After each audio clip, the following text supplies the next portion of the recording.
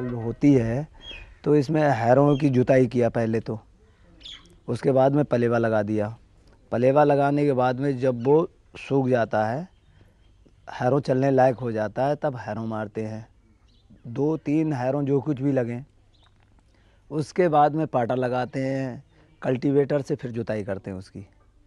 Cultivator से जुताई करके पाटा लगा के फिर सीड ड्रिल जो है गेहूं बोने वाली मशीन, उससे बो देते हैं। और उसके बाद में मेड़ बांधने वाला यंत्र है हमारे पास, उससे मेढ़े बांध देते हैं। हमारे खेत में करीब 2.5-3 बोरा मतलब गेहूं हो जाता है 1 बीघा में। तो छेतियाँ 18, करीब 18-19 कुंटल पैदावार ले लेते हैं 1 एकड़ से। कृषि विकास कार्यक्रम के तहत थारू किसानों को विभिन्न कृषि कार्यों के लिए जरूरी वित्त उपलब्ध कराने की दिशा में भी कारगर कदम उठाए गए।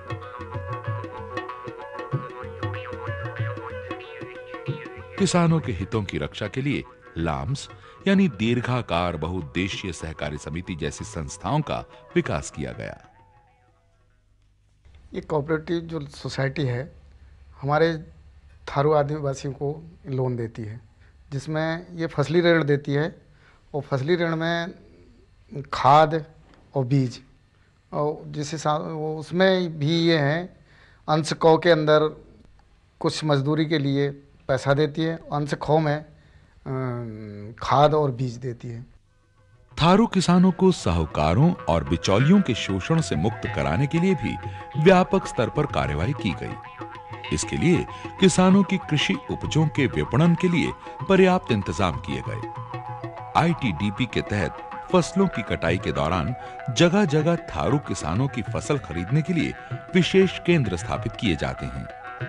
आज ज्यादातर किसान इन सुविधाओं का लाभ उठा रहे हैं, जिससे उनके आर्थिक शोषण में काफी कमी आई है। पैदावार पहले से बहुत बढ़ गई। अब 3 बीघे के हिसाब से तो गेहूँ निकलता है, धान निकला है 6 बीघे के हिसाब से निकला है। तो पहले से अब की बहुत अंतर आ गया। अब पहले जो लाला लोगों को देते रहे, अब है तो मंडी समिति वालों को देते हैं। तो मंडी समिति में जो है अब भाव अच्छा भी मिल रहा है।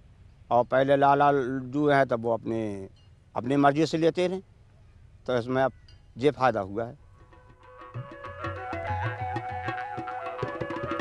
ये आईटीडीपी की कोशिशों का ही नतीजा है कि अब ज्यादातर थारू किसान कृषि के तमाम व्यावसायिक पहलुओं के प्रति जागरूक हो गए हैं। पहले जौ, चना, बाजरा और मसूर जैसी फसलें उगाने वाले थारू किसान अब गेहूं, धान और गन्ना जैसी नकदी फसलों के उत्पादन पर जोर दे रहे हैं। अधिकतर तो साहब गेहूं उगाते हैं, क्योंकि गेहूं जो है सही खाद पानी पड़ जाता है तो 2.5-3 कुंटल या 3.5 कुंटल एवरेज का गेहूँ पैदा देता है बीघे में।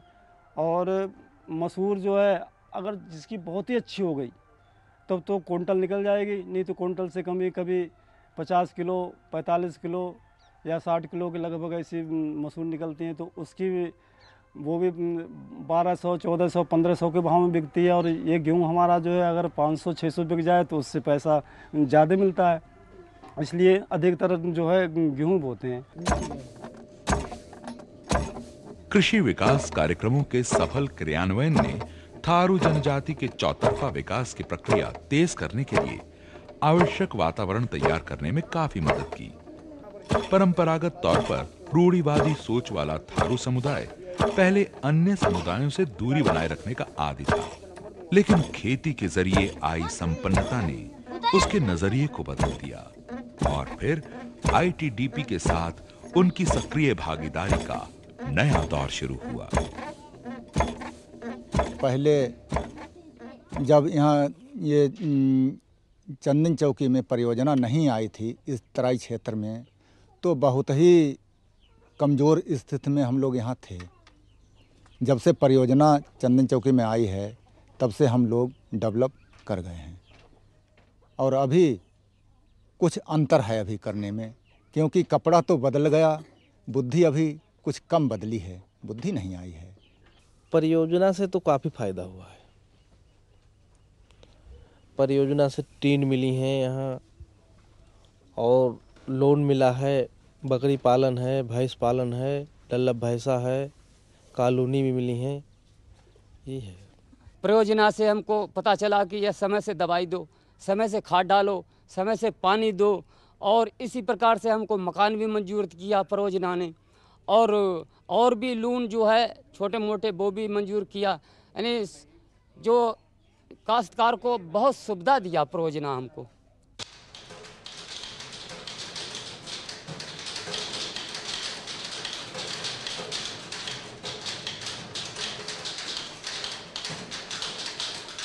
थारू जनजाति की आर्थिक स्थिति सुधारने में आईटीडीपी द्वारा लागू की गई अन्य योजनाओं ने भी अहम भूमिका निभाई। इसके तहत थारू जनजाति को गैर कृषि व्यवसायों में भी आगे बढ़ाने के लिए स्वतः रोजगार योजना के तहत सहायता प्रदान की गई। जैसे आईआरडी में एक तो ये विकास योजना है, स्वतः रोजगार वाली योजनाएं चली, भेड़ पालन योजना, सुअर पालन योजना, या परचून दुकान दे दी, वो अपना गांव में चला के उससे अर्जन कर रहे हैं, धनार्जन।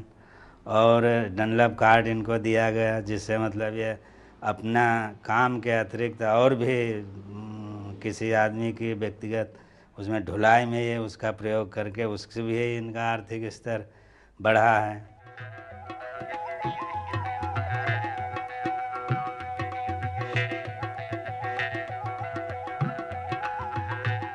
थारू जनजाति में फैले शैक्षणिक पिछड़ेपन को दूर करने के लिए आईटीडीपी के अंतर्गत व्यापक प्रयास किए गए।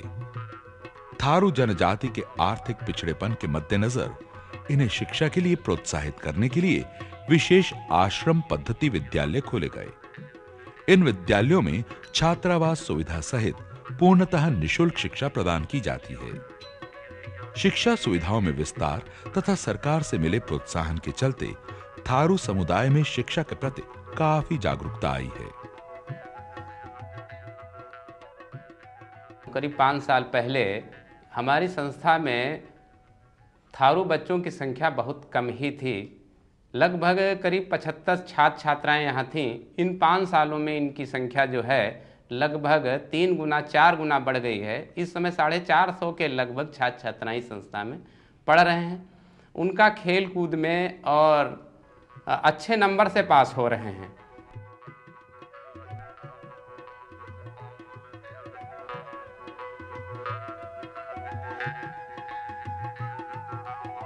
थारू समुदाय को कृषि के अलावा अन्य क्षेत्रों में रोजगार के नए अवसर प्रदान करने के लिए भी कई योजनाएं लागू की गईं। आईटीडीपी के अंतर्गत थारू समुदाय के नवयुवकों को व्यावसायिक प्रशिक्षण प्रदान करने के लिए औद्योगिक प्रशिक्षण संस्थान स्थापित किए गए हैं। यहां इन युवकों को निःशुल्क प्रशिक्षण दिया जाता है। थारू समाज में महिलाओं की स्थिति सुधारने के लिए आईटीडीपी द्वारा महिला विकास कार्यक्रम चलाए जा रहे हैं। इनके तहत थारू महिलाओं को सिलाई कढ़ाई का प्रशिक्षण दिया जाता है।